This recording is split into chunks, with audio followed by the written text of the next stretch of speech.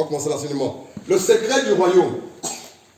Lorsque l'on parle du royaume par la grâce de Dieu, la Genèse, Apocalypse, on parle du royaume. Le royaume de Dieu, ou bien le royaume des cieux. Mais laissez-moi vous dire ce soir que c'est la même chose.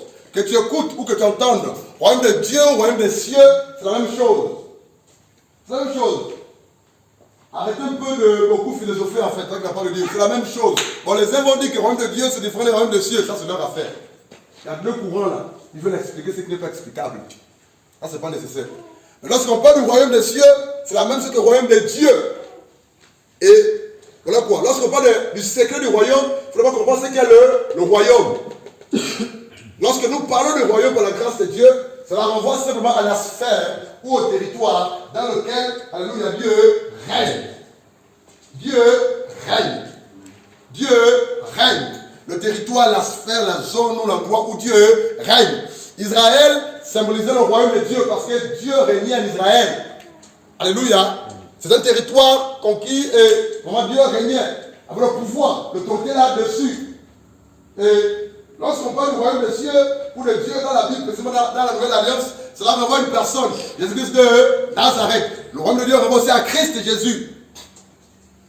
Mais concrètement, quand on parle du royaume, c'est la sphère, c'est le territoire, c'est l'endroit où Dieu règne comme maître et Seigneur souverain. Il règne. Ça veut dire quoi?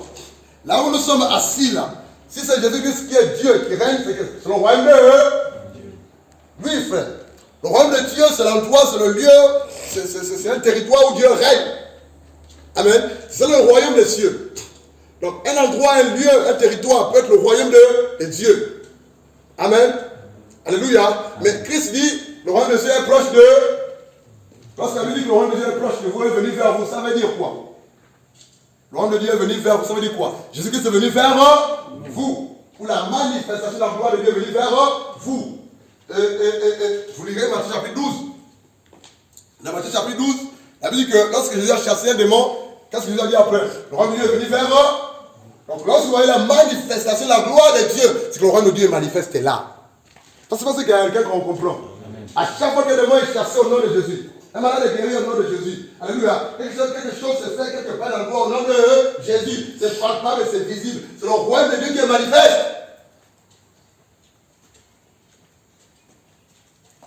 Le royaume de Dieu est spirituel. Il peut être manifeste par la manifestation du Saint-Esprit de Dieu. On peut expérimenter, voir, toucher le royaume des cieux. Et c'est la vérité, il faut lire Matthieu chapitre 12. On parle du royaume. C'est la sphère, c'est l'endroit, c'est le lieu dans lequel où Jésus règne. Où Jésus exerce son autorité, son pouvoir. Alléluia. Et vraiment, c'est ça le royaume. Mais lorsqu'on parle du secret, c'est quelque chose de caché. Hein, Jean? Aidez-moi, les amis. C'est quoi le secret? Quelque chose de qui n'est pas connu par tous, ou de tous en fait. C'est ça le secret, non? Qui a un secret ici, là? Entre nous, qui a un secret? Reine, tu as un secret. Tu as un secret. C'est quoi le secret, là? Pour le seul même jusqu'à 6 ans. C'est pas un secret, parce que tu l'as dit. Il a appris le seul Samuel jusqu'à 6 ans. Ça, pour lui, c'est un secret avant qu'il le dise. Maintenant qu'il a dit, c'est plus un secret. Donc, c'est quoi? Et là, il a donné l'objectif de cet enseignement. Quel est l'objectif de cet enseignement? C'est de nous révéler ce secret-là. Parce que lorsqu'on te donne un secret, tu as une nouvelle connaissance, une nouvelle façon de voir les choses. Et puis, c'est pour toi seul. Et tu peux, par exemple, l'utiliser du bon côté ou du mauvais côté. Ou bénéficier de cela, ou ne pas bénéficier de cela. Et donc, on parle du secret du royaume. Le secret du royaume. Bon, vous allez me dire, mais pourquoi le est en majuscule, le E en majuscule? Pour votre gouvernement, il y a plusieurs secrets du royaume. Lorsqu'on parle de secret, on peut aussi entendre parler de principe. D'autres disent la clé. Mais je n'aime pas trop cette expression-là, parce que c'est trop vulgaire. Les 10 clés, les 6 clés, les 3 clés. Mais c'est pendant vos enseignements que vous êtes un peu partout là. Parce qu'on ne peut pas parler des principes spirituels, des principes divins. Tout bien. Ça veut dire quoi? Lorsque nous sommes en contact avec ces principes-là, ou ces clés-là, ou ces secrets-là, notre façon de voir et de servir Dieu change. Et dans le spirituel, il y a comme un mouvement. Forcément, si quelqu'un comprend. Je prends un exemple simple. Il y a eu beaucoup de retours par rapport à l'enseignement sur charge d'autorité, sur les puissances des ténèbres. C'est ça, non? L'enseignement. Qui a reçu l'enseignement là? Est-ce qu'après cet enseignement, tu as compris quelque chose? Parce que tu as compris et tu as expérimenté après. Alléluia.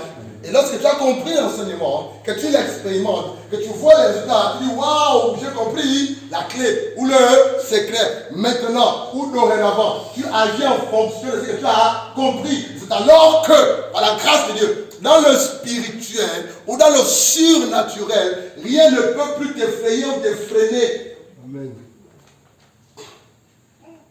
Même le Dieu ne peut plus rien. Parce que tu as compris ce qui était secret pour toi avant ou caché.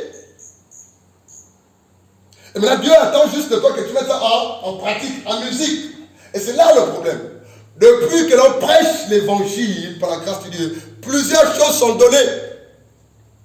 Que ce soit directement ou indirectement, ou de manière voilée ou cachée. Dans tous les cas, plusieurs choses sont données, plusieurs principes sont donnés. Mais parfois, ça rentre, ça sort. Ou on écoute, on retient le débat en pratique.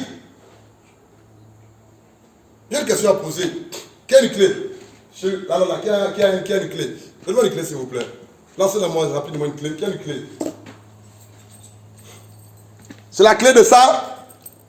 De sa voiture, je crois. Il vient de sa maison, je ne sais pas trop quoi. C'est la clé. Pour entrer chez lui, j'ai besoin de cette clé, vrai ou faux? Ou bien pour demander, j'ai besoin de cette clé. Alléluia. Donc, sans cette clé, rien ne peut se. Mais ils sont nombreux qui ont des clés, mais qui ne savent pas les utiliser. Ou qui les utilisent mal. Ils sont nombreux qui connaissent la parole, qui connaissent les versets bibliques. Maintenant, pour les appliquer, il n'y a rien. Et puis, ils font du surplace. Il y a des principes dans le royaume des cieux. Il y a des principes dans le royaume des dieux. Et ces principes, lorsqu'on les découvre et qu'on les met en pratique, que tu le veuilles ou que tu ne le veuilles pas, quelque chose forcément va se passer. Écoute bien, s'il te plaît, mon frère. Aujourd'hui, nous voulons voir des choses puissantes et surnaturelles. Tu as entendu, on va juste te rappeler, et tu vas comprendre ça autrement. Pour ouvrir cette porte, nous avons une clé. Et si cette maison est fermée et qu'à l'intérieur il y a des biens, il y a des trésors, il faudrait que j'ai une clé. Lorsque je ouvrirai la clé, par la porte, avec la clé, je peux être en possession de tout ce qui est comme trésor dans cette maison. Mais ils sont nombreux qui rentrent dans cette maison où il y a des trésors, ils n'arrivent pas à s'en servir ou à prendre. Tu es fils de Dieu. Tu es fille, tu es homme. Tu es fille de Dieu. Tu es fils de Dieu. La fille et le fils du Dieu tout-puissant. Qui est le maître? Écoute bien s'il te plaît.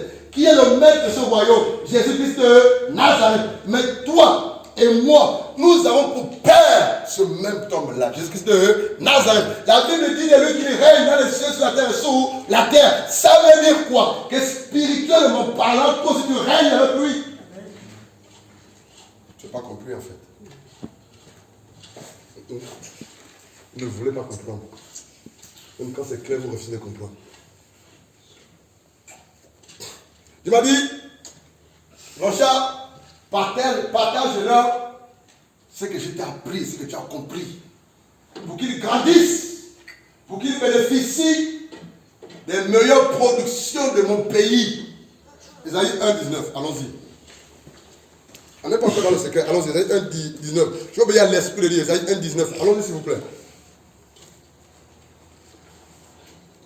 Quelqu'un peut lire Isaïe 1,19? Isaïe 1,19. Si vous avez de la bonne volonté. Si vous avez de la bonne volonté. Et si vous êtes docile. Si vous êtes docile, docile veut dire quoi? Donna. Docile veut dire quoi, Donna? Ça dit quoi? Obéissant. C'est ça en fait. Si vous avez de la bonne volonté et si vous êtes obéissant, continue. Vous mangerez les meilleures productions du pays. Waouh. Et là, donc le pays dans lequel tu es, il y a des meilleures productions.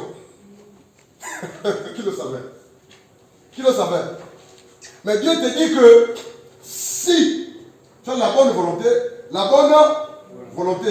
si tu es docile, c'est-à-dire obéissant, Dieu te dit quoi? je te donnerai les meilleures productions du pays. Waouh! Donc, dans ce pays-là, dans ce royaume-là, ou sur cette terre qu'on appelle le Gabon là, il y a des meilleures productions, Chopin, que Dieu veut te donner. Que Dieu veut nous donner. Mais à quelles conditions? Que nous soyons et que nous soyons obéissez quoi? La bonne volonté. Wow. Donc, ça veut dire quoi? Toi qui me regardes avec assistance. Si tu n'es pas obéissant, et si tu n'as pas la bonne volonté, tu ne mangeras rien. Tu ne mangeras rien. Dieu ne te donnera rien. Pourquoi dans une assemblée, on écoute le même message, les uns sont bénis, les autres ne le sont pas. Parce que les uns sont dociles, les autres ne le sont pas. Pourquoi dans une assemblée, les uns reçoivent, les autres ne reçoivent pas? Parce que les uns obéissent et les autres n'obéissent pas.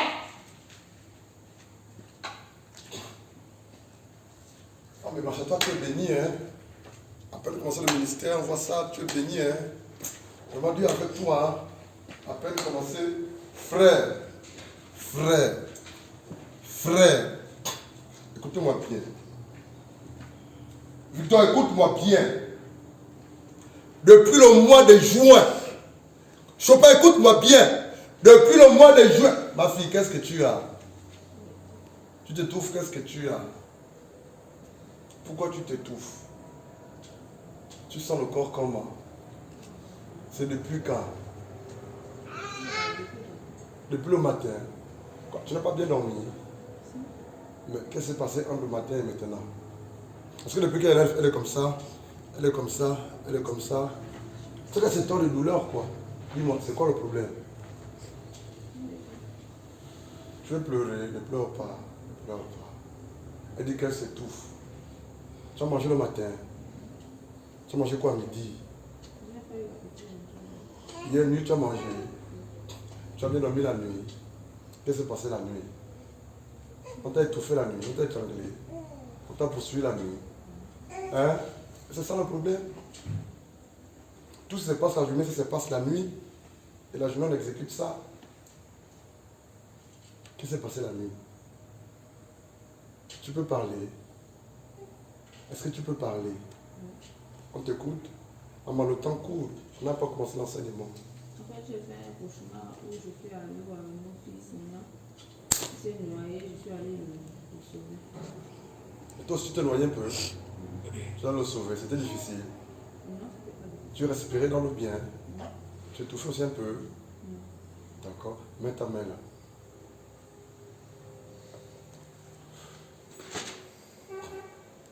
Alpha, mets-toi derrière elle, s'il te plaît. Lève-toi, s'il te plaît. Lève-toi. Elle va juste respirer 3 fois. Et c'est fait. Mets ta main sur là. Voilà. Respire 3 fois. Respire haute fois, hautement. Prends l'air avec force et rejette l'air. Vas-y. 2 fois, la 3e fois. Au nom de Jésus. Alléluia. Seigneur, je te bénis pour sa vie. Et qu'elle se sente beaucoup mieux maintenant. Malgré ce qui s'est passé hier dans la nuit, dans son rêve, je prie que ce soir, tu restaures. Alléluia. Et toi, esprit d'étouffement, et qui veut prendre son fils, c'est fini. Son fils et elle ne mourront pas. Son fils et elle ne mourront pas. Est-ce que tu m'entends? Est-ce que tu m'entends? Est-ce que tu m'entends? Est-ce que tu m'entends? Est-ce que tu m'entends? Est-ce que tu m'entends? Est-ce que tu m'entends? Est-ce que tu m'entends? Est-ce que tu m'entends? Est-ce que tu m'entends? Lâche-la maintenant. Quitte-la. Quitte-la. Le royaume de Dieu est là. Nous sommes dans la présence de Dieu. Et tu lâches la fille de Dieu au nom de Jésus. Tu la lâches.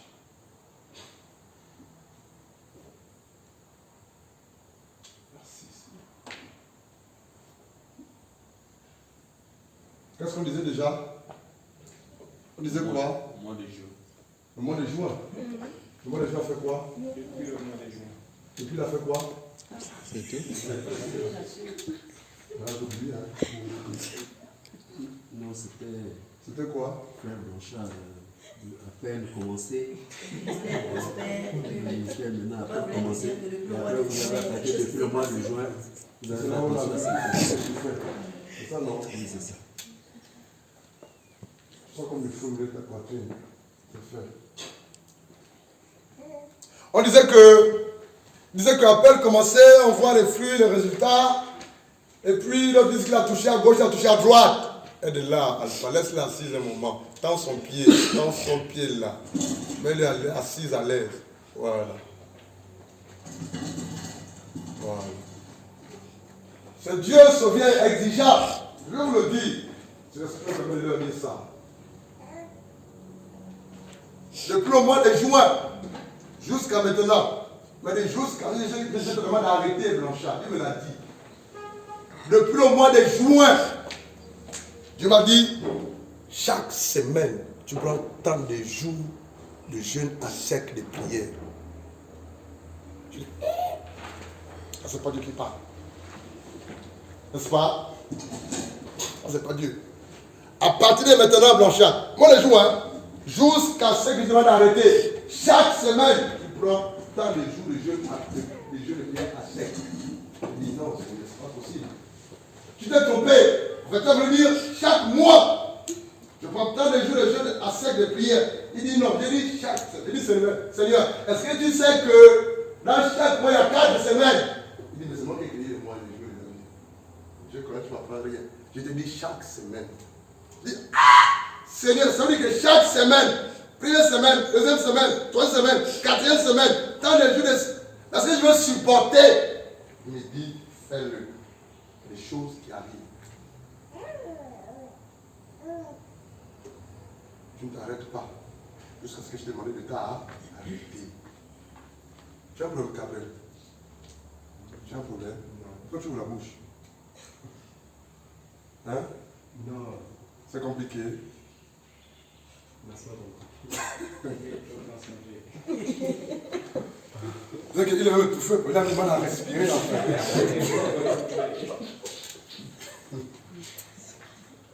Ah, les amis, vous vous amusez. Hein? Tout ne tombe pas du ciel comme ça. Il y a un prix à payer. Dieu t'ordonne de faire quelque chose. Si tu ne t'exécutes pas, il n'y aura rien. Il n'y aura rien. Dieu est dans l'obéissance. Juin, juillet, août, dit Seigneur, je suis fatigué. Il dit, tu vas jusqu'au bout. Tu ne t'arrêtes pas jusqu'à ce que je t'ai demandé de t'arrêter. Il y a un prix à payer, Chopin. Pendant que toi tu regardes la télévision, lui il fait quoi? Il est front contre son en train de crier, prier, jeûner. Vous serez différent. Ce n'est pas l'avenir. Vous serez différent. Pendant que lui se bat pour que les hommes soient sauvés, mais toi tu es tout le temps en train de manger. Je cherche la Bible dans la Bible, dans la méditation, toi tu es en gauche, à droite, dans tous les sens. Frère, c'est deux routes que vous prenez diamétralement opposées. Et les résultats ne seront pas les mêmes. Ce que tu es actuellement n'est que ce que tu es sur le plan spirituel. Ce que tu reçois actuellement n'est que ce que tu fais pour Dieu dans le plan spirituel. En fait, ce que tu es physiquement ou concrètement n'est que le résultat de ta foi et de ta relation avec Dieu.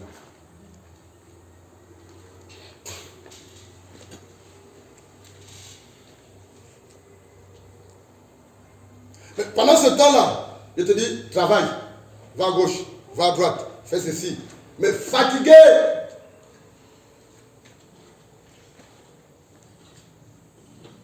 On va pas commencer l'enseignement. 1 Pierre 4, 5. Allons-y. On commence. 1 Pierre 4, 5. 1 Pierre 4, 10. Aide-moi s'il vous plaît dans la lecture. On est jusqu'à 18h. 1 Pierre 4. 10. Rapidement le verset 10. Rien que le verset 10. 1 Pierre 4, 10. Comme de bons dispensateurs des diverses grâces de Dieu, que chacun de vous mette au service des autres le don qu'il a reçu. Ça veut dire, comme des bons dispensateurs. Ça veut dire dispensateur, administrateur. Dans l'autre version écrit administrateur, ça veut dire le verbe administrer, gérer. Dit, comme les bons administrateurs, alléluia, mets le don que tu as reçu au service des autres. Dieu te dit quoi? Il dit, tu es un gérant des dons qu'il t'a donnés. Donc tu as des dons, j'ai des dons, tu as des dons, j'ai des dons. Tu as des talents, j'ai des talents. Dieu te dit quoi? C'est qu'il t'a donné. Administre-le bien. Gère ça bien. C'est pour Dieu. Ce n'est pas pour toi. Et c'est pour que le corps de Christ soit emmené ici. Mais Dieu te dit quoi? Comme les bons administrateurs de Dieu ou du royaume de Dieu, mets le don au service des autres. La question c'est celle-ci. Le royaume de Dieu est rempli des hommes et des femmes qui appartiennent à Dieu qui sont dans ce royaume-là. Et le maître, c'est Christ Jésus. Jésus ne peut plus travailler. Il a besoin des hommes et des femmes pour travailler, étant dans son royaume. Et dans ce cas, Dieu donne, par la grâce de Dieu, aux uns aux autres des dons et des talents. Pour que ces dons et ces talents-là soient au service des autres. C'est alors que lorsque tu travailleras, pour que tu mettras ces services ou ces dons, allez dire, au service des autres, Dieu va continuer à t'ajouter. Tu as des dons, j'ai des dons, nous avons des talents, tu as des talents. Est-ce que ces dons et ces talents sont au service des autres? Les talents grandissent, et les dons grandissent si on se met au service, si on sert. Si tu ne sers pas, il n'y aura rien du tout en fait.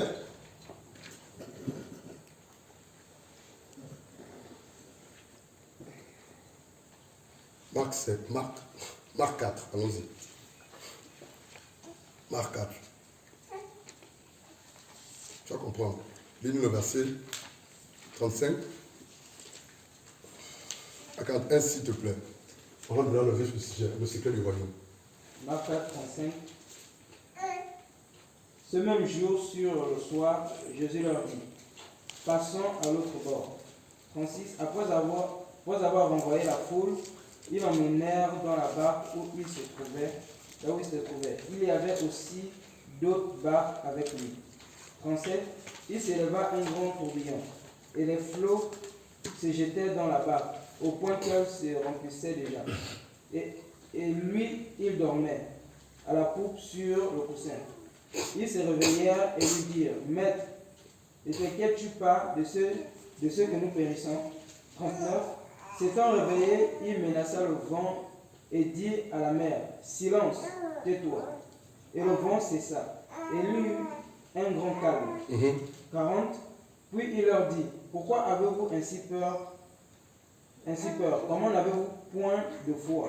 41. Ils furent saisis d'une grande frayeur et ils se dirent les uns aux autres, quel est donc celui-ci à qui obéissent même le vent et la mer? Arrête-toi là. Vous tenez s'il vous plaît. Marc 4, 45. Ce même jour, sur le soir, Jésus leur dit, passons sur l'autre bord. Passons de l'autre côté. Allons-y à l'autre rive. En fait, l'expression passons de l'autre côté ou de l'autre bord, c'est Péran. P-E-R-A-N. Écoute bien. Je sais pourquoi j'insiste. Péran. P-E-R-A-N. Péran. Qui veut simplement dire au-delà. En fait, lorsque Jésus dit à ses disciples, passons de l'autre bord, ou de l'autre rive, ou de l'autre côté. En fait, Jésus est en train de dire à ses disciples, allons-y au-delà des choses naturelles. Allons-y au-delà des choses naturelles. Allons-y au-delà de ce que tout le monde peut faire. Mais allons-y au-delà. Donc démarquons-nous. On doit se démarquer. On doit sortir de l'ordinaire pour aller à ce qui est surnaturel. Mais regarde, lorsque Jésus leur a dit d'aller de l'autre côté, c'était lors de la traversée, non? Alléluia. Mais en fait, le mot péran ici, en grec, qui se traduit simplement en français par percer, c'est l'autre bord qui veut dire péran, qui se traduit par percer ou au-delà. En fait, Dieu dit quoi?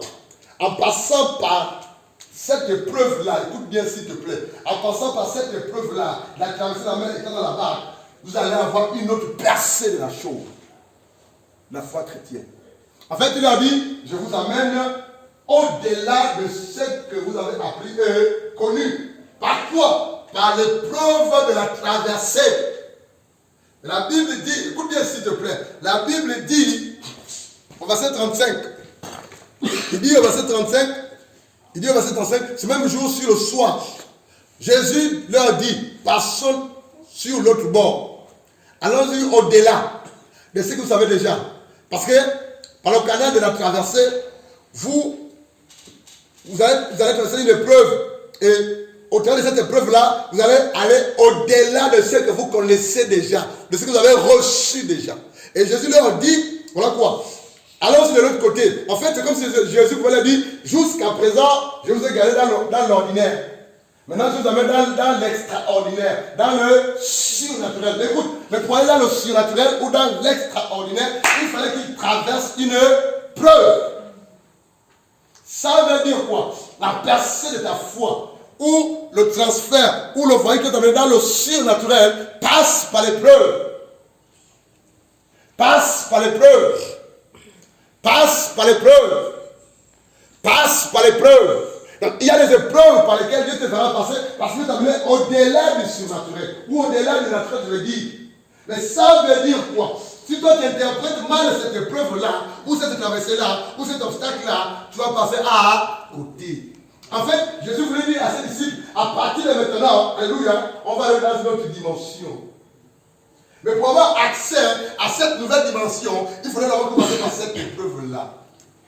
Et c'est cette épreuve-là qui fait de toi un homme différent. Après la traversée. En fait, tu auras une autre percée. Tu auras une autre vue de la chose. Et là, la Bible dit, après avoir dit, Jésus après avoir dit, traversons, ou allons-y de l'autre côté. Le gars est parti faire quoi? Il est parti dormir. Pourquoi? Parce qu'il était en train de prouver ses disciples. Il savait ce qui devait se passer. Il savait que les vagues devaient se lever, que la mer devait se déchaîner, que le vent devait souffler. Mais d'ailleurs, lui, il a dit, Péran, c'est-à-dire allons de l'autre côté, de l'autre bord. Il y a des jours, des mois, des années, des moments où Dieu lui-même te tiendra par la main. Il te fera passer l'épreuve parce que tu traverses. Il veut que tu grandisses. Et là, il te fera obligatoirement passer par une épreuve. Au départ, tu vas rouler, tu vas pleurnicher, tu vas te plaindre. Mais Dieu sait ce qu'il fait. Tu n'as rien compris en fait. Tu n'as rien compris. Et là, la Bible dit, les disciples se sont levés, c'est ça non? Ils se sont levés. Mais bête, ne vois-tu pas que nous mourrons? C'est ça non? Nous périssons. Quand je suis levé, là, ça m'a dit, silence, calme, tais-toi, tu t'es rentré dedans, hein? Non. Ça, c'est Dieu qui comprend quelque chose. Mais regarde, il y a quelque chose que Dieu reproche à eux. C'est cette chose-là. Verset 39, allons-y. Étant réveillé, il menaça le vent et dit à la mer, waouh. Donc, il a parlé à qui? La mer. Aux éléments de la nature. Mais ça te fout, hein. Oui, mais comprends mon langage en fait. Parce que si tu te mets de bout là, tu dis, bon, à partir de ma poussée au nom de Jésus, la saison sèche, hein. Alléluia. Mais tu ordonnes que l'herbe pousse. Tu vas prendre pour malade, vrai ou faux? Ou bien, c'est la saison sèche. La saison sèche, l'herbe sèche aussi. Alléluia. Mais on te voit toi de où en train de parler à de l'herbe en fait. C'est ça les choses de l'esprit. C'est une folie pour ceux qui périssent. Il s'élève, il menace le vent, il menace la tempête, la mer. Et tout rentre dans l'ordre. Et il dit par la suite, s'étant réveillé, il menaça le vent et dit à la mer, silence, tais-toi. Et le vent cessa et il y eut un grand calme. Ils ont obéi. 40. Puis il leur dit, pourquoi avez-vous si comment n'avez-vous pas de foi? Donc, lorsque nous parlons par la grâce de Dieu, du secret ou de l'aide du secret du royaume, dans l'homme il y a plusieurs secrets. Je vais vous en citer quelques-uns avant de citer ce pourquoi nous sommes là cet après-midi. L'un ou parmi tant de secrets du royaume ou des principes du royaume qui sont puissants et qui font en sorte que dans le secret quelque chose se passe, il y a des mouvements. C'est quoi? C'est par la grâce de Dieu la vie de sanctification. C'est pas ce qu'on va voir aujourd'hui. Et la vie d'obéissance. C'est pas ce qu'on va voir aujourd'hui. La vie de mise à part. La mise à part. La séparation avec le péché. C'est puissant, c'est glorieux. Alléluia. La loi de la semaine est de la récolte. Je sème et je récolte. Il y a plus de bonheur donné qu'à eux. C'est glorieux, c'est puissant.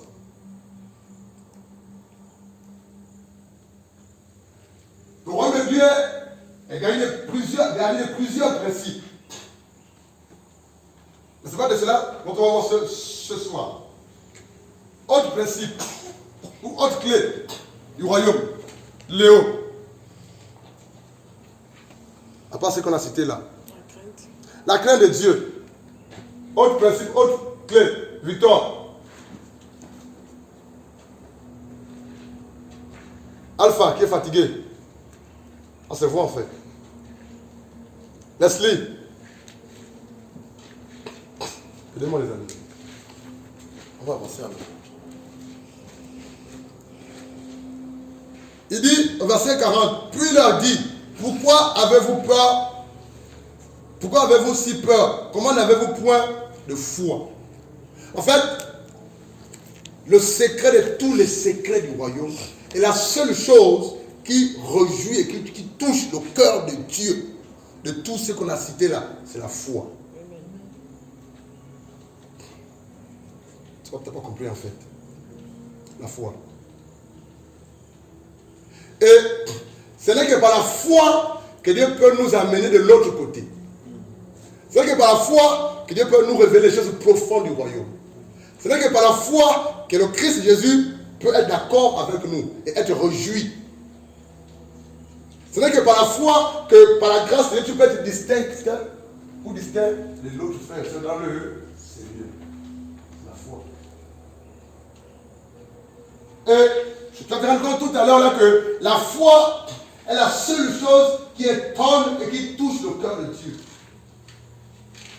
Toutes les fois où Christ était étonné par quelqu'un, c'est parce que ce quelqu'un a manifesté la foi. Ça, tu me comprends. De tous les passages dans la Bible, surtout dans le Nouveau Testament, la Nouvelle Alliance, le seul endroit ou le seul moment qui fait en sorte ou qui montre que Christ est content, est réjoui, est touché, sensible, c'est parce que quelqu'un a manifesté la foi. Ça veut dire quoi? La foi est un principe du royaume qui engorge ou qui regroupe tous les autres principes du royaume. Donc, tu peux appliquer ou tout faire, mais si tu n'as pas la foi, rien ne peut se passer. Et c'est l'une des raisons pour laquelle la Bible dit que mon juste vivra par la foi. Frère, tu peux être là assis ce soir.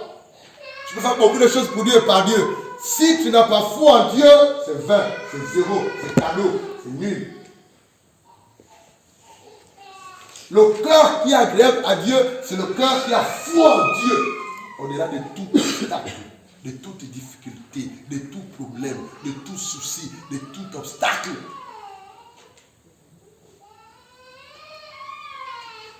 La foi.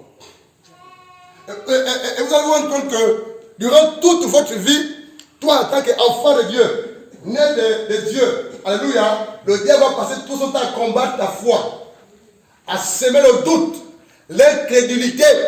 Parce que le diable sait que s'il sème le doute, l'incrédulité en toi, la peur, la frayeur, tu ne vas plus croire en Dieu. Et tu vas te tétaniser. Amen. Tu vas bloquer, coincé, tu ne feras plus rien. Tu vas te battre avec tes forces physiques ou tes forces physiques, mais ce ne sera pas agréable à Dieu. La foi. Et tout tourne autour de la foi. On va avancer, allons-y. Tu vas comprendre quelque chose. On est qu'à l'introduction en fait. Allons-y. Allons-y rapidement dans Matthieu chapitre 8. Matthieu chapitre 8. C'est des choses que vous connaissez déjà. Hein? Alléluia. Matthieu chapitre 8. Tu vas comprendre quelque chose. Matthieu chapitre 8. Lis s'il te plaît. À partir du verset 1 jusqu'au verset 10. Matthieu 8. 5 à 10, s'il te plaît. Matthieu 8. Écoutez bien, s'il vous plaît. Matthieu 8, 5 à 10. 5 versets à lire. Amen. Comme Jésus entrait dans Capernaum, un centenier l'aborda, le priant et disant, Seigneur, mon serviteur est couché à la maison, atteint de paralysie et souffrant beaucoup. 7. Jésus lui dit, j'irai et je le guérirai. 8. Le centenier répondit, Seigneur, je ne suis pas digne que tu entres sous mon toit, mais dis seulement un mot et mon serviteur sera guéri. 9. Car moi qui suis soumis à des supérieurs, j'ai des soldats sous mes ordres, et je dis à l'un, va et il va, à l'autre, viens et il vient, et à mon serviteur, fais cela et il le fait. 10. Après l'avoir entendu, Jésus fut dans l'étonnement, et il dit à ceux qui le suivaient, je vous le dis en vérité, même en Israël, je n'ai pas trouvé une aussi grande foi. Arrête-toi là. Ça veut dire quoi? Le verset 10. Le verset 10 veut dire quoi? Même parmi ses disciples qui marchaient avec lui, alléluia, Amen. il n'a pas la foi de ce centenier. En fait, si Pierre serait intelligent, il est intelligent d'ailleurs, il aurait dit à Jésus, mais tu m'insultes. Vrai ou faux? Amen. Vrai ou faux? Amen. Et s'il était rebelle, il devait se rebeller envers son Dieu. Parce qu'en fait, il est en train de dire à ses disciples, vous là, vous n'avez rien du tout. Lui, il a tout compris. Il a tout compris. Je vais lire le verset 10. Écoute bien, s'il te plaît. Vous lisez ce passage sans le comprendre, mes amis. Le verset 10. Il dit, oh, je vous le déclare. C'est le verset 10, hein. Après avoir entendu, Jésus fut dans l'étonnement. Pourquoi Jésus était ravi? Pourquoi Jésus était étonné? Pourquoi Jésus était épaté? Parce qu'il a vu un homme de foi. Mais qu'est-ce qui distingue cet homme de foi? Qu'est-ce qui montre que cet homme avait la foi? Et qu'est-ce qui fait en sorte que Jésus soit étonné et ravi et content de la foi que cet homme a manifestée? Allons-y au verset 5 en fait. Allons-y.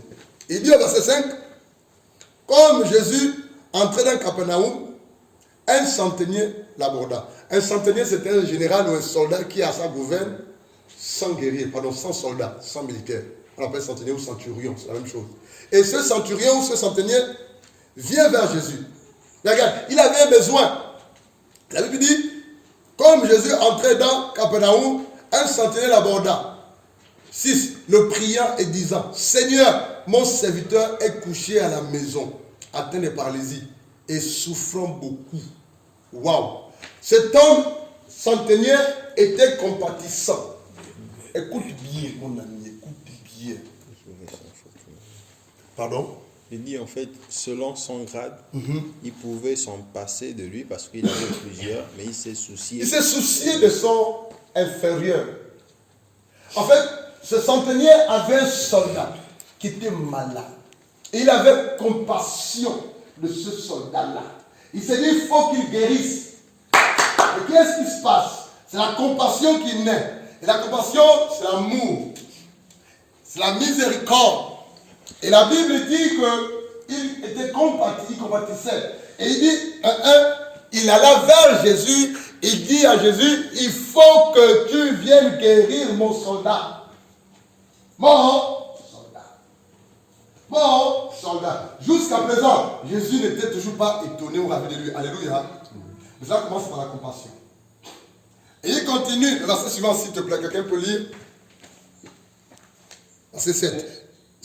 Jésus lui dit, j'irai et je le guérirai. Arrête-toi là. Jésus lui dit, j'irai et je le guérirai. Pourquoi? Parce que tu te soucies de l'autre. Tu te soucies de...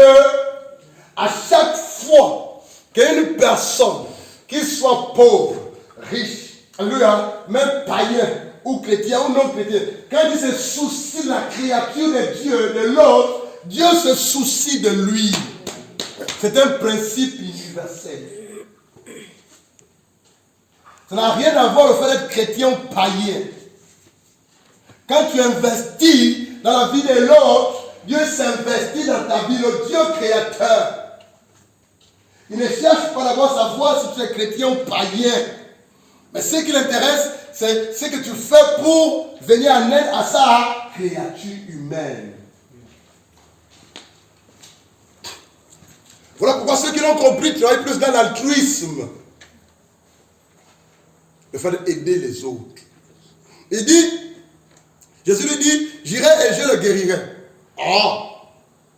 Aussi rapidement, Jésus a accompli quelque chose en fait.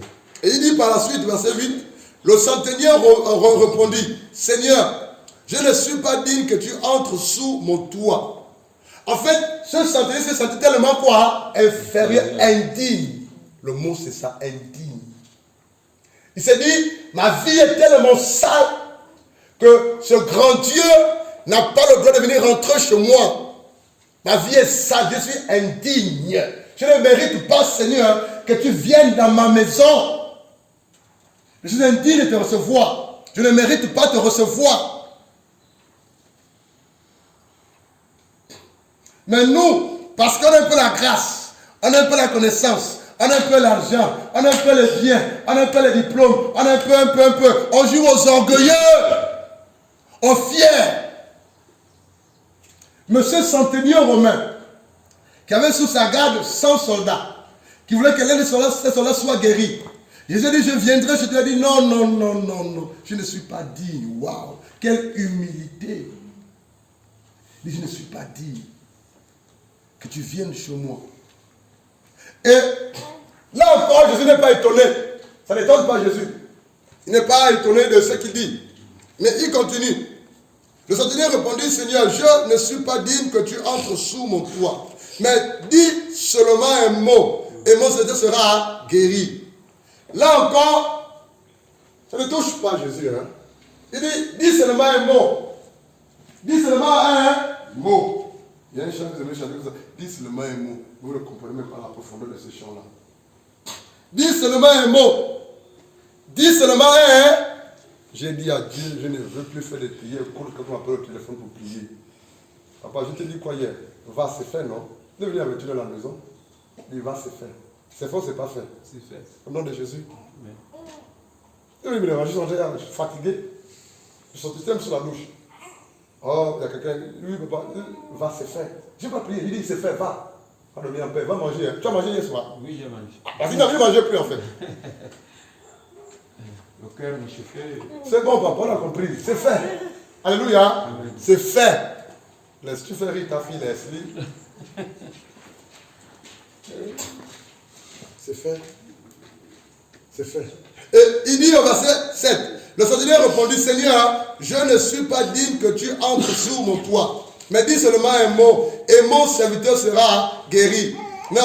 Car moi qui suis soumis, écoute bien, à des supérieurs, j'ai des soldats sous mes ordres. Et je dis à l'un va, il va. Et à l'autre vient, il vient. Et mon serviteur fait cela, il le fait. Après l'avoir entendu, Jésus fut étonné. Mais qu'est-ce qui a touché le cœur de Jésus? Écoute s'il te plaît. Qu'est-ce qui a réjoui le cœur de Dieu? Qu'est-ce qui a ravi le cœur de Dieu? Qu'est-ce qui a révélé la sensibilité du cœur de Dieu? C'est parce qu'il a dit, tu n'es pas dit de venir chez moi. Pourquoi? Je vais t'expliquer, Jésus. Je suis soldat. Et avant moi, avant c'est où? C'est pas bien, c'est là-bas. Avant moi, il y a des supérieurs. C'est ça, non? Et après, il y a des inférieurs, vrai ou faux? Alléluia. Avant moi, il y a des supérieurs. Et après moi, il y a ceux qui sont inférieurs à moi. Mais écoute bien Jésus. Moi étant soldat et ayant des supérieurs, lorsque des supérieurs dans l'armée me donnent des ordres, j'obéis. Et lorsque moi je donne des ordres à ceux qui sont inférieurs, moi ils obéissent. Mais toi, qui es supérieur de tous les supérieurs, tu n'as pas besoin de te déplacer. Dis seulement un mot. Et je sais que parce que tu es au-dessus de tout, tu es supérieur de tous les supérieurs. La chose va arriver. Quelle foi.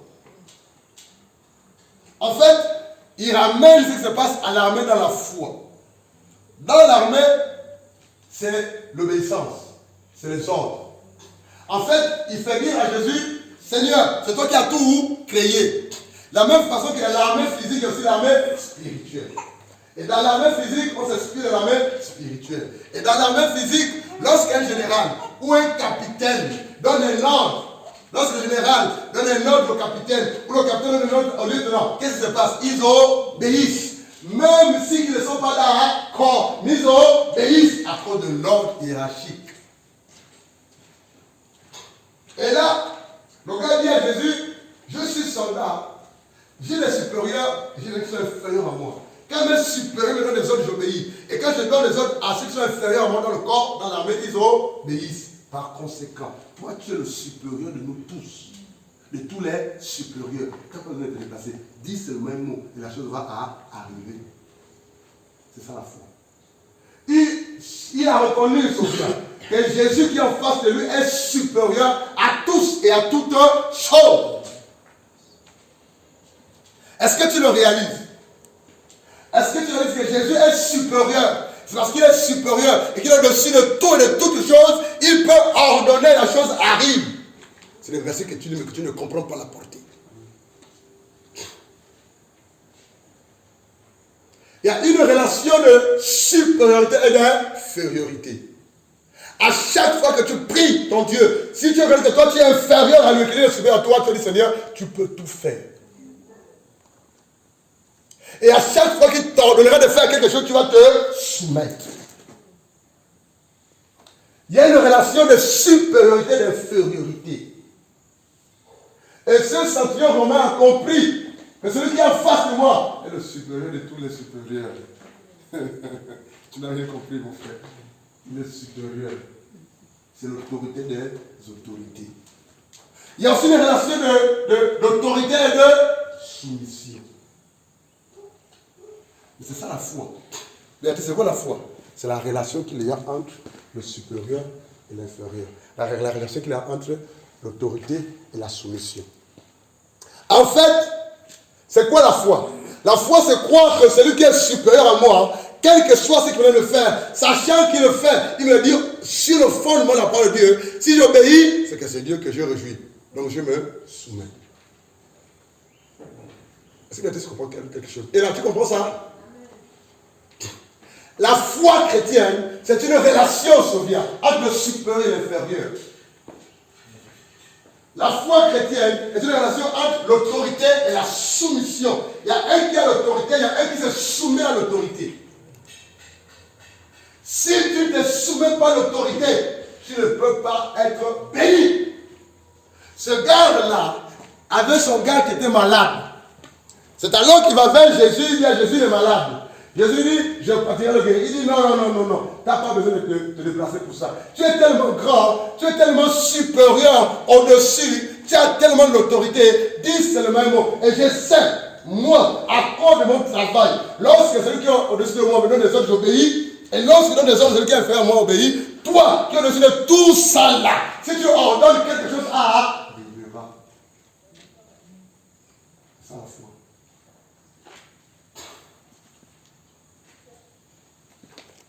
Quand j'ai compris ça, je m'entends le téléphone, j'ordonne seulement. Parce qu'il m'appelle, c'est parce qu'il sait qu'il y a une autorité. J'ordonne seulement. C'est tout. C'est ça la croissance spirituelle.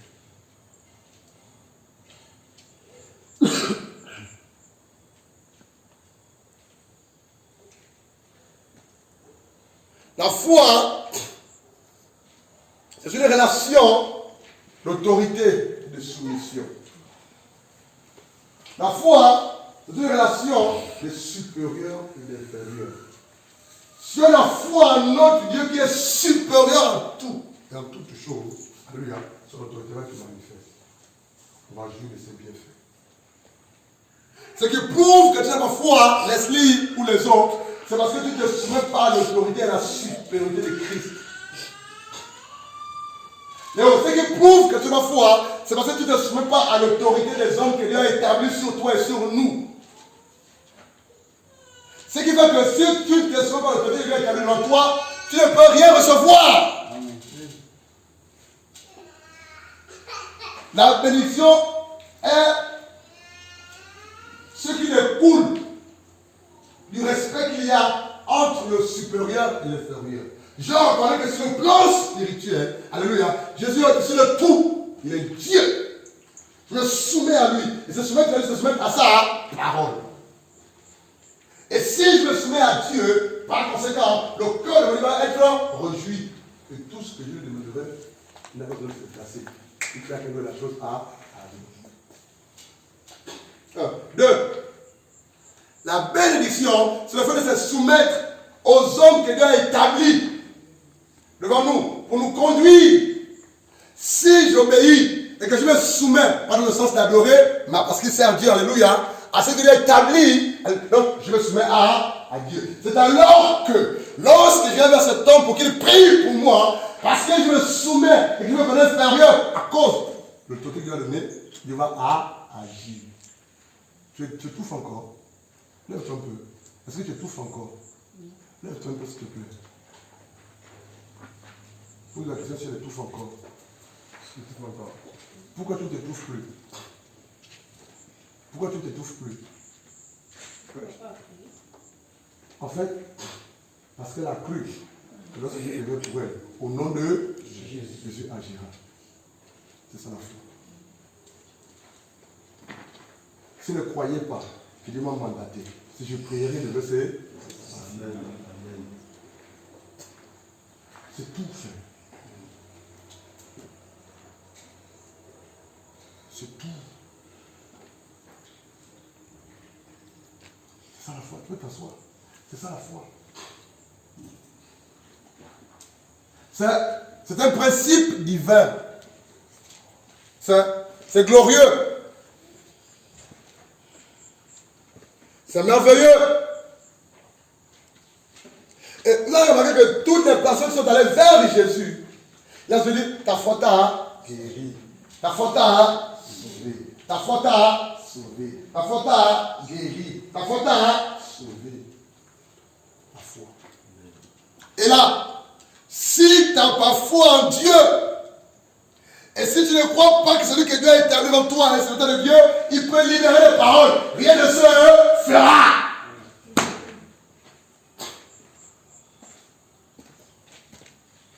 Il faut tourner en rond. C'est puissant. J'ai dit qu'il a établi l'église, premièrement qui? Les apôtres. On va les citer en désordre. Les docteurs, les prophètes, les évangélistes, les pasteurs. Pourquoi? Pour le perfectionnement. Le mot perfectionnement veut dire quoi? Réparer, restaurer, rendre parfait. Les frères et les sœurs. Mais à qui Dieu a donné cette responsabilité? Les pasteurs, les prophètes, les docteurs, les évangélistes, les apôtres. Ça veut dire quoi? Que c'est Dieu qui les a établis, mandatés. Il y a quelque chose là.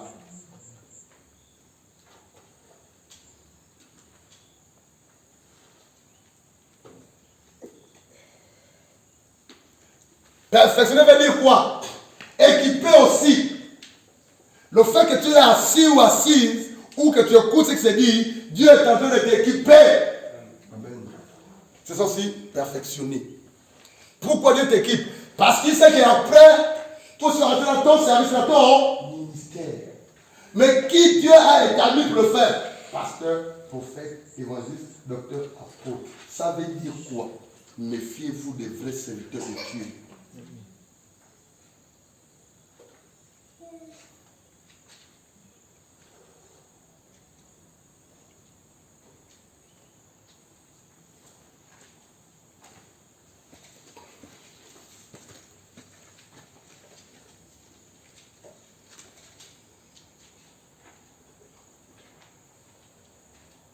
Il dit, verset 9, car moi qui suis soumis à des supérieurs.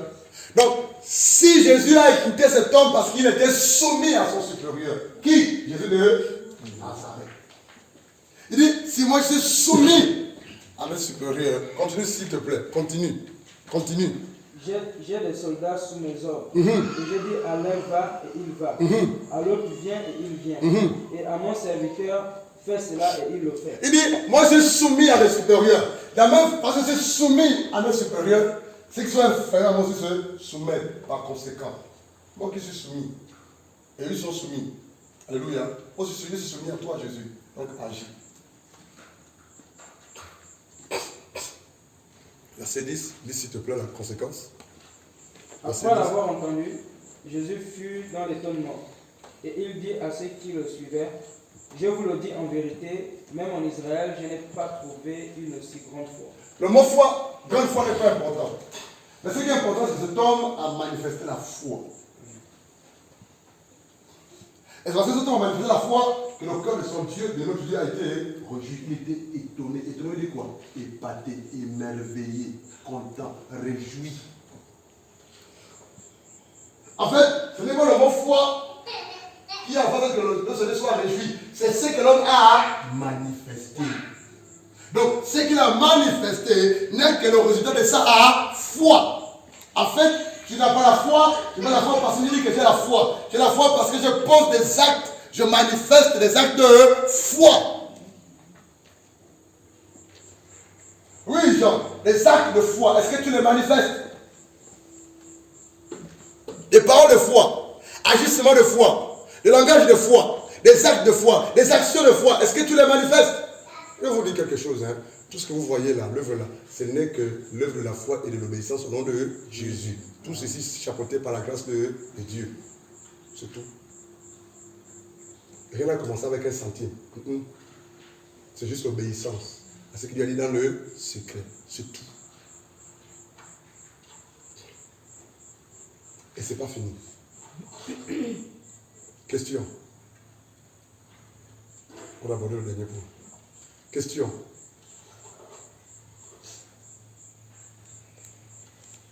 Pourquoi on va aller comme ça? Question. Armand. Question. Léo. Question. Quelle question? C'est pas la question, c'est clair de toi. C'est là, c'est clair? Il y a quelque chose que tu as compris en plus?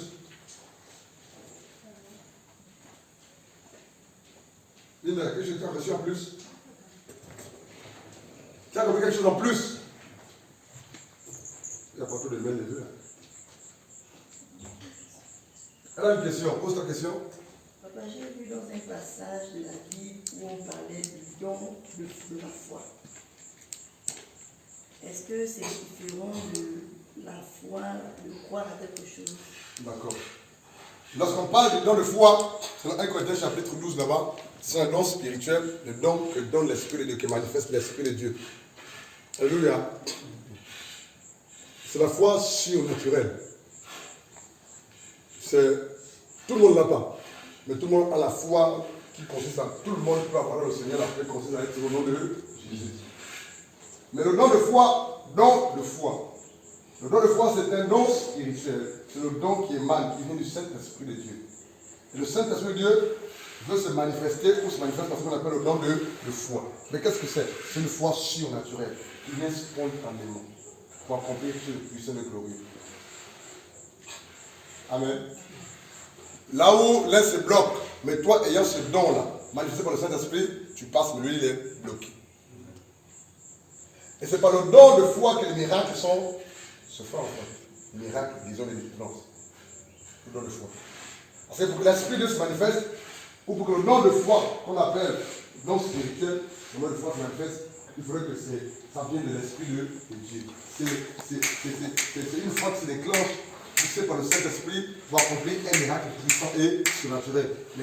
La guérison, les délivrances, les choses que certaines personnes font surnaturellement, que toi tu n'arrives pas à faire tant le Seigneur, c'est poussé par le don de foi. Quelqu'un me disait un jour que Blanchard, vraiment j'avais la pensée d'ouvrir l'orphelinat, mais je n'arrivais jamais, je ne pouvais pas. Mais qu'est-ce qui s'est passé? C'est le don de foi en fait. Quelqu'un m'a dit, mais Blanchard, et s'il arrivait qu'un enfant meurt dans l'orphelinat, aucun ne mourra au nom de eux. Nombreux ont peur de se lancer parce qu'ils ont peur des obstacles et des difficultés. Mais lorsque tu as le don de foi, tu frappes les obstacles et les difficultés au nom de eux. C'est ça le don de foi. Tout le monde n'a pas dans le Seigneur. Il donne ça à qui il le veut. L'édification du corps de Christ. Et les hommes et les femmes qui ont ce don de foi-là travaillent de manière surnaturelle. Waouh, c'est moi ça en fait. Hudson Taylor, l'évangéliste en Chine, avec ce don de foi-là. Il va dans un grand continent, dans un grand pays, la Chine, où vraiment il y a le communisme à fond. Mais il va travailler pendant des années. Il apporta le réveil. C'est poussé par le don de foi. Sa première femme mourut, ses enfants moururent, mais il est toujours en train de l'évangéliser. C'est le don de foi. Amen. C'est différent de la foi qui sauve au nom de Jésus. La foi de l'évangile. Dans le coup de l'évangile. Question. Oui, demain. On va avancer. Jean chapitre 4. Je vous donne un téléphone pour éclairer, s'il vous plaît. Un téléphone quelque part là-bas. Un téléphone. Un téléphone sur la table. Je vais l'éclairer. Jean chapitre 4. Quelqu'un peut lire, s'il vous plaît. Un instant.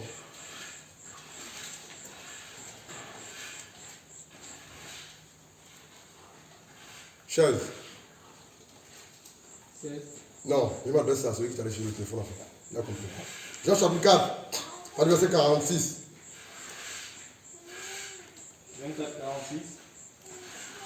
Il se retourna donc à Cana, en Galilée, où il avait changé l'eau en vin. Il y avait à Capernaum un officier du roi, dont le fils était malade. 47. Ayant appris que Jésus était venu de Judée en Galilée, il alla vers lui et le pria de descendre et de guérir son fils, qui était près de mourir. 48. Jésus lui dit, si vous ne voyez des miracles et des prodiges, et vous ne croyez point. L'officier du roi lui dit, Seigneur, descends avant que mon enfant meure. 50. Va, lui dit Jésus, ton fils vit. Et cet homme crut à la parole que Jésus lui avait dite, et il s'en alla. 51. Comme déjà il descendait, ses serviteurs venant à sa rencontre lui apportèrent cette nouvelle, ton enfant vit. 52. Il leur demanda à quelle heure il s'était trouvé mieux. Et ils lui dirent, hier à la 7e heure, la fièvre l'a quitté. 53. Le père reconnut que c'était à cette heure-là que Jésus lui avait dit, ton fils vit. Et il crut, lui et toute sa maison. Arrête-toi là. Nous allons un peu plus loin. Alléluia. Dans ce qu'on a dit tout à l'heure, là, c'est où c'est? Non, l'autre là-bas. Dans Matthieu 8, il était question de cet homme-là qui a dit à Jésus, tu as besoin de te placer, non? Il va se mal parler parole. Parce qu'il a cru la chose est à. Mais là, c'est une autre histoire, un peu semblable, mais tu vas un peu plus loin. C'est pas si elle a écoute. La Bible dit, Jésus retourna donc à Cana, en Galilée, où il avait changé l'eau en vin. Nous parlons de la foi. Et il y avait à Capernaum un officier du roi dont le fils était malade. Et après que Jésus était venu de Judée en Galilée, il alla vers lui et le pria de descendre et de guérir son fils qui était près de mourir. Son fils était sur le point de mourir. Semblable à notre histoire, il alla vers Jésus pour dire, mon fils est sur le point de guérir. Mais viens. Nous voulons toujours que les hommes de Dieu viennent dans vos maisons pour prier. Ce n'est pas nécessaire. Ça, si je peux comprendre quelque chose. Alléluia. Ce n'est pas nécessaire. Comprends mon langage. Je ne dis pas que ce n'est pas bon. Je ne dis pas que ce n'est pas biblique. Parfois, ce n'est pas nécessaire. Et là, Jésus lui dit, verset 48, Jésus lui dit, si vous ne voyez des miracles et des prodiges, vous ne croirez point. Oh. Le gars est dans un problème, n'est-ce pas? Jésus répond comme si vous voulez continuer ça à foi. Vrai ou faux? Oh, c'est bizarre. Or, toi et moi, on aurait voulu qu'il dise quoi? Oh, ça va aller, alléluia. Je ne t'inquiète pas. Et Jésus dit, mais mon ami, vous là pour croire, il faut voir des miracles et des prodiges. Mais pourquoi Jésus le fait? C'est pour le pousser à croire. Et remettre en cause un peu son fait de croire parce qu'il voit des miracles et des prodiges. Et il dit, par la suite, 49, l'officier du roi lui dit, Seigneur, descends avant que mon enfant meure. Donc tout ce qu'il voulait, souviens, c'est que l'enfant guérisse, vive. Et là, l'officier dit à Jésus, je ne veux pas entendre tout ce que tu dis là. Tout ce que je veux, c'est que tu viennes pour que l'enfant soit guéri, pour qu'il vive. Donc, ce que tu me dis là, ce n'est pas important. Mais si Jésus le dit parce que c'est important. Écoute bien. Verset 50. Dis-moi le verset 50 s'il te plaît. Toi qui as la page. Va, lui dit Jésus, ton fils vit. C'est tout. Il va. Jésus dit à l'officier, va, ton fils, va, ton fils, va, ton fils, va, ton fils, va, ton fils. Est-ce que c'est largement suffisant pour que son fils vive, Michel? Samson,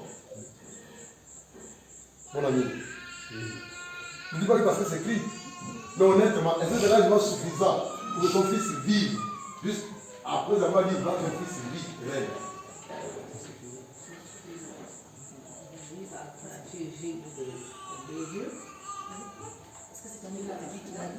C'est pas quoi? C'est pas n'importe qui lui a dit. En fait, vous croyez parce que c'est Jésus. Mais lorsque quelqu'un d'autre, physiquement, c'est-à-dire te le dira, tu dis que c'est trop facile. Elle m'a dit ça à l'époque, Béatrice. Papa priait pour tout le monde a mis du temps. Et quand il est venu, elle m'a dit, c'est fait. Elle m'a dit que c'est fait.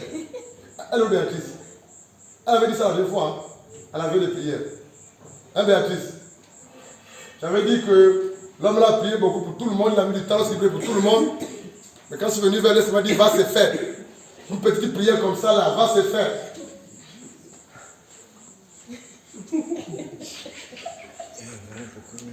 Parce qu'on est habitué à ce que... On est habitué à ça, en fait. Mais quand c'est court, quand c'est bref, c'est là que c'est puissant. Les prières courtes et brèves, j'ai remarqué ça dans la Bible. Toutes les prières de Jésus courtes et brèves, c'était puissant. Pierre et Jean se trouvent devant le paralytique. Il dit quoi? Lève-toi et... Lève-toi et... C'est tout. Jésus devant le gars là, Lazare. Lazare sort. C'est tout. Apprenons à faire comme Jésus. Prions comme Jésus. Face aux obstacles. Lorsque tu es face à un obstacle, à une difficulté, alléluia, menace au nom de Jésus. Ordonne au nom de Jésus. De manière brève. Et c'est tout. Et tu as cru. Et c'est parce que tu as proclamé que la chose s'est faite. Tu ne négocies plus. Tu libères la parole et tu marches. Mon Dieu a déjà agi par la foi au nom de Jésus. C'est tout. Bon, le diable va te donner de penser, oh, une petite prière comme ça là. Tu dis, c'est fait au nom de Jésus. Toi, diable, laisse-moi tranquille. Et tu marches. Il va encore revenir. Oh, regarde. Dieu ne t'a pas écouté. Il va rien de se faire. Tu es un menteur. Il est écrit. Mon juste va par là à foi. Tu marches. Tu continues ton chemin. C'est tout. Le diable sera toujours là pour nous oppresser. Il n'ira pas loin. Il est là. Il sera toujours là jusqu'à la fin du monde. Il agit, il travaille. Et c'est ça son rôle. Et son rôle est important pour que tu grandisses dans le Seigneur. Pour que tu te réveilles parce que tu dors trop. Tu ronfles trop. Plus tu prieras, plus tu travailleras, plus tu te sanctifieras, plus tu te mettras à part, plus le diable va t'occuper, t'oppresser. Et c'est normal. Tu ne seras jamais en repos tant que tu grandiras avec Dieu dans le Seigneur. Les oppressions, les attaques vont grandir au fur et à mesure avec le Seigneur. La dimension de ta foi, la dimension de ta croissance spirituelle correspond aux dimensions de tes attaques.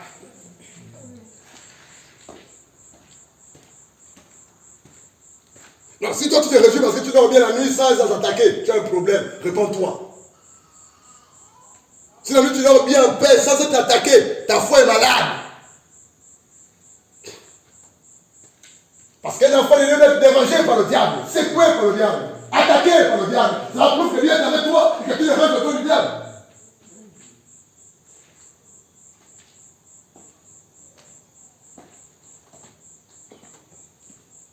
Et j'ai remarqué une chose.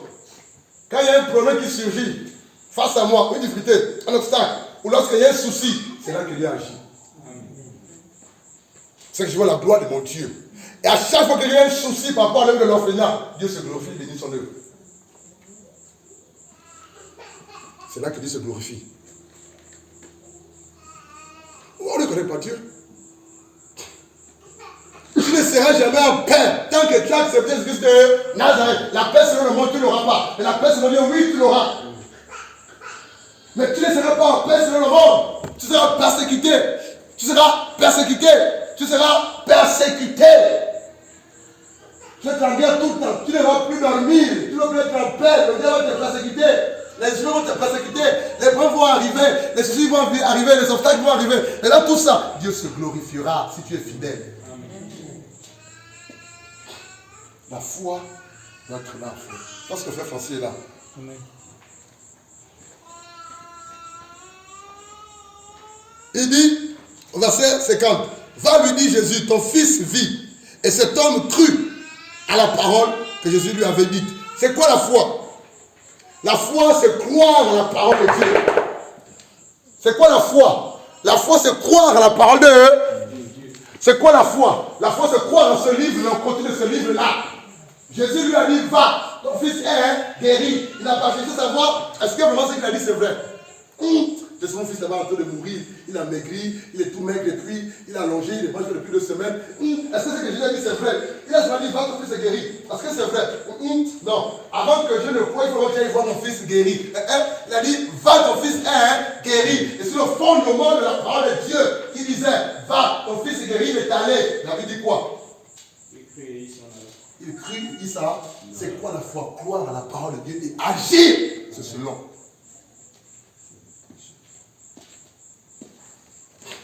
La foi, c'est croire à la parole de Dieu et agir selon ce que tu as écouté et cru. La foi, c'est croire à la parole de Dieu et agir. Il n'existe pas de foi sans mouvement. Il n'existe pas de foi sans action. Il n'existe pas de foi sans obéissance, sans soumission, frère. La véritable foi s'accompagne de la soumission, de l'exécution, de l'obéissance.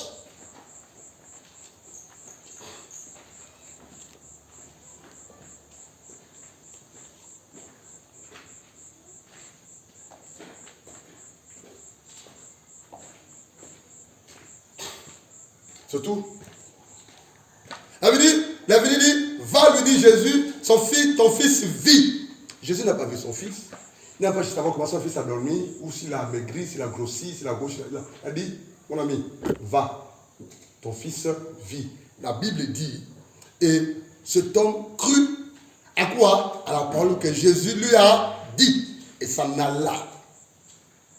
Est-ce que tu crois à la parole que Jésus t'a dit? Par révélation ou sur... Voilà, est-ce que tu crois? Est-ce que tu agis en fonction de cela? C'est là la différence. Tu écoutes cette parole tous les jours, mais tu n'agis pas. Et tu ne crois pas à cette parole. Rien ne se fera. Tu seras le même matin, midi et soir. Je ne dis pas éternellement. Tu seras le même. Si tu ne crois pas, quelque chose va arriver. Tu refuses de grandir. Tu refuses même que Jésus, lorsqu'il te tient la main pour t'amener de l'avant, pour te faire grandir, Jésus fait tout pour que tu grandisses, toi tu refuses de grandir. Il permet même que tu sois persécuté, ou qu'on te reproche, on te fait des remarques, ou qu'on t'aide à grandir, mais tu refuses de grandir. Tu es le même hier, aujourd'hui, je m'arrête là, pas pour toujours. Parce que je dis pour Dieu, c'est fini pour toi. C'est ça la bouche pour Dieu. Tu ne veux pas grandir? Tu ne veux pas grandir? Tu restes tout le temps bébé, tout le temps bébé, tout le temps bébé, tout le temps bébé, tout le temps bébé. Ma petite fille, Missia Adassa, elle grandit. Même si elle est courte, comme ça, elle grandit.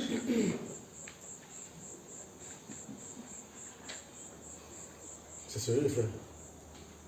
Il y a des gens avec nous qui sont avec nous depuis le plus mandat de foi. Vrai ou faux? Ils ne grandissent pas.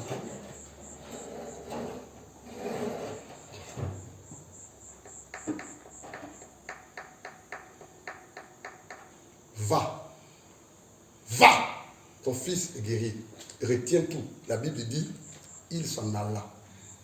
Cet homme crut à la parole que je lui avais dite, il s'en alla. Comme il descendit déjà, ses serviteurs, maintenant sa rencontre lui apportèrent cette nouvelle. Ton fils vit. Il leur demanda à quelle heure. Waouh, il s'était trouvé mieux. Il lui dit, hier à la 7e heure, la fièvre l'a quitté. Waouh. Donc il a dû faire une bonne partie de marche. Pour aller vers Jésus. Une autre bonne partie de marche. pour venir vers Jésus. Mais la distance est là. Il croyait toujours. Il avait toujours foi. Il a toujours cru à la parole de Dieu. Quelle que soit la distance de l'exécution de la parole de Dieu, crois toujours. C'est ça la foi. Crois toujours. La foi, c'est croire à la parole de Dieu et agir en conséquence. C'est tout. C'est comme ça que je vis. Je ne reste jamais assis. Quand Dieu me dit quelque chose, et là, même si que c'est lourd ou c'est compliqué, même si que je ne comprends pas, je m'exécute d'abord, et c'est en m'exécutant que je vois la gloire de Dieu. C'est comme ça que je travaille. Lorsqu'on ouvre l'orphelinat, je me suis exécuté.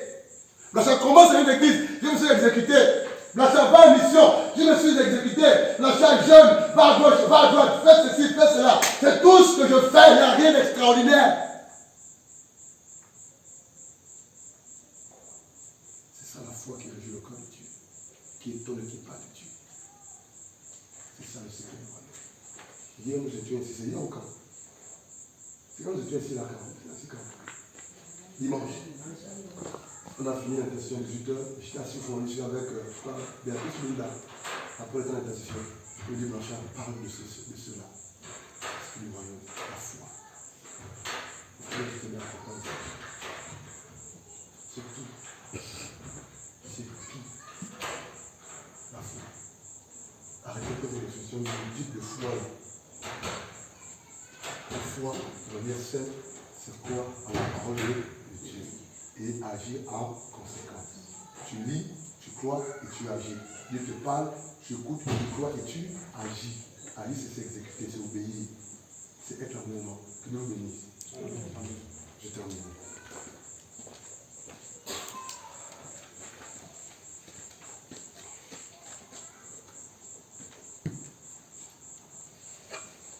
Une question, on va prier, on va rentrer 18h. 18h04. Oui, la vie. La question est de savoir si vous proclamez quelque chose, une parole de Dieu, envers une personne malade ou envers une personne qui est en difficulté, vous croyez à ce que vous dites et qu'après la chose ne se passe pas. D'accord. Qu'est-ce qui peut se passer après? Deux choses. Soit tu l'as proclamé dans la chair.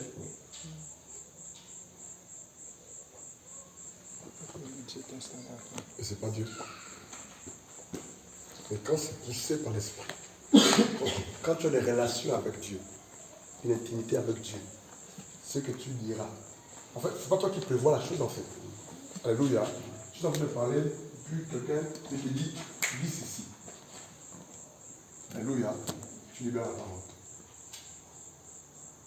Derrière, prie. La chose s'accomplit. Amen. Alléluia.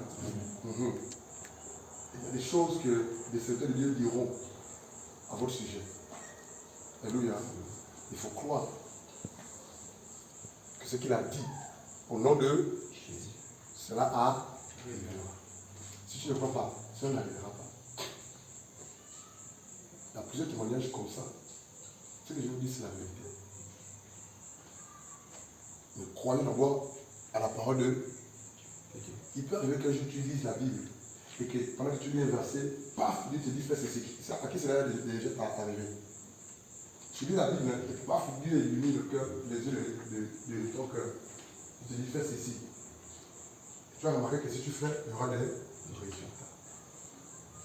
Viens te chez toi ou quelque part, tu te dis fais ceci pour moi. C'est tout en fait. Si tu agis en fonction de ce que tu as reçu, comme parole de Dieu, il y aura quelque chose en fait. Dernière question. Frère Blanchard, oui. Je pense que lorsqu'il a parlé, c'est peut-être, sauf si j'ai mal entendu, c'est peut-être dans un autre contexte. Lui, s'il dit, s'il prie pour quelqu'un. Tout à l'heure, dans l'enseignement, lorsque Jésus parlait, il s'adressait aux personnes qui avaient la foi. Donc tout ce qu'il disait s'accomplissait d'abord à travers la foi, car la personne qui est plutôt un problème. Lui ici par contre, il dit si quelqu'un a un souci, il vient, il prie pour cette personne. il invoque des paroles de foi. Si la personne là-bas Il reçoit n'a pas. pas la foi, est-ce que cela s'accomplira? Je pense que c'est dans ce sens. D'accord. Ce qu'il faut comprendre aussi, c'est que les situations où toi qui pries pour la personne, Dieu a besoin que ta foi soit manifeste. Les situations où toi qui pries pour la personne, Dieu a besoin que la foi de la personne soit aussi manifeste. Les situations où Dieu veut, demande que toi tu aies foi et lui aussi là, quand tu pries quelque chose se passe. Mais dans tous les cas, qui détermine ces situations? Dieu lui-même. Mais il faudrait que celui qui prie, qui est en phase de prier pour l'autre, alléluia, ait une relation de foi en Jésus en fait. Alléluia. Maintenant, si l'autre ou celui pour qui tu pries, à la grâce de Dieu, ou à la foi, quelque chose peut se passer. Il y a des situations où Jésus a prié, l'autre n'avait pas la foi, quelque chose s'est passé. Des situations où la personne qui est venue avec la foi, quelque chose s'est passé. Ce n'est pas la foi de Jésus qui s'est manifestée, la foi de celui qui est venu demander le miracle en fait. Dans tous les cas, il faudrait que celui vers qui on va, dans la prière, ait une relation avec Dieu, ait foi en Jésus. Alléluia. C'est ce qui est déjà déterminant. Maintenant, la personne qui vient peut ou ne pas avoir la foi. Si elle a la foi, gloire à Dieu. Si elle n'a pas, à cause de ta foi, quelque chose peut se passer. Mais dans tous les cas, nous tous, autant que nous sommes, ayons foi en Jésus. Et avoir foi en Jésus, c'est quoi? C'est écouter la parole, l'exécuter et agir. C'est exécuter et agir. C'est vraiment la même chose. Amen. Une dernière chose. Je vais conclure par là, Lona. Sa conclusion est là. C'est ce que tu dis qui s'accomplira. La conclusion. Ce qui sort de ta bouche, c'est ce qui s'accomplira. Ce qui sort de ta bouche, en bien ou en mal, c'est ce qui s'accomplira. Parce que la vie et la mort sont au pouvoir de la langue. Ce qui s'accomplira, ce qui sort de ta bouche, il te sera fait selon ce que tu dis et tu fais. Dieu agira en fonction de ce qui sort de ta bouche et en fonction de ce que tu poses comme acte. Donc si tu passes le temps en croyant que tu es médiocre, tu le seras. Si tu passes le temps en pensant que tes enfants n'ont pas reçu, ils ne réussiront jamais. Alors ce qui s'accomplira, c'est ce qui sortira de ta bouche. Si tu penses que tu ne seras jamais heureux, tu ne seras jamais heureux. Si tu passes le temps à penser que tu es malade, tu finiras malade toute ta vie. Ce qui s'accomplira, ce qui sort de ta bouche. Ce qui sort de ta bouche, ce qui s'accomplira. Alléluia. C'est un principe puissant. Si tu vois Dieu agir en fonction sur la parole de Dieu. Ce qui s'accomplira dans ta vie, c'est ce que tu dis et ce que tu feras comme acte, posera comme acte. Que Dieu soit béni. Prions le Seigneur.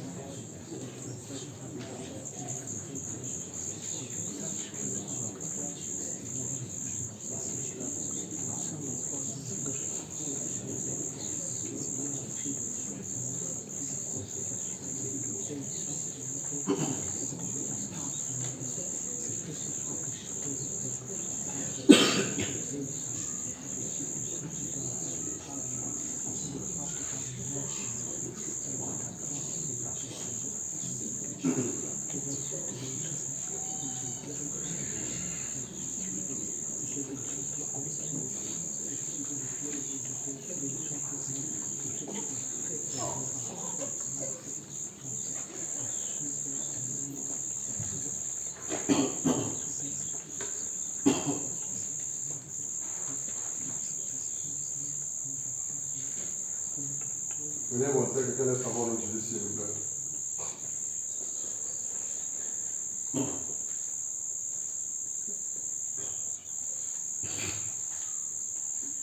Quel volontaire laisse savoir, s'il vous plaît. Seigneur, nous te bénissons, nous te rendons grâce. Seigneur, merci pour cette parole, Seigneur Père éternel, que tu as pu annoncer à tes enfants ce soir. Seigneur, merci, Seigneur, pour tout ce que tu es. Seigneur, merci pour cette parole. Mais Seigneur, nous ne voulons pas nous borner, Seigneur, juste écouter ta parole. Mais Seigneur, mais nous voulons également, Seigneur, la mettre en pratique. Seigneur, nous voulons, Seigneur Père éternel, que cette parole, Seigneur, vivifie en nous. Seigneur Père éternel, nous voulons, Seigneur, que cette parole, Seigneur, transforme nos cœurs. Seigneur Père éternel, nous te remercions, Seigneur, pour ces moments, Seigneur. Seigneur, si tu as permis que nous soyons en ce lieu, Seigneur, c'est parce que, Seigneur, tu savais, Seigneur, qu'à travers ce message, Seigneur, tu as quelque chose de particulier, que tu as quelque chose, Seigneur, que tu devais agir à travers cette parole. Quand tu déclares dans ta parole que vous connaîtrez la vérité vous affranchira. Seigneur, que cette parole, Seigneur, vivifie en nous. Seigneur, que cette parole, Seigneur, fasse des choses, de produire des miracles, Seigneur, dans notre vie. Seigneur, tu dis tout est possible à celui qui croit. Seigneur, Père éternel, que la manière dont nous sommes venus, Seigneur, nous ne retournons pas, Seigneur, de la même manière.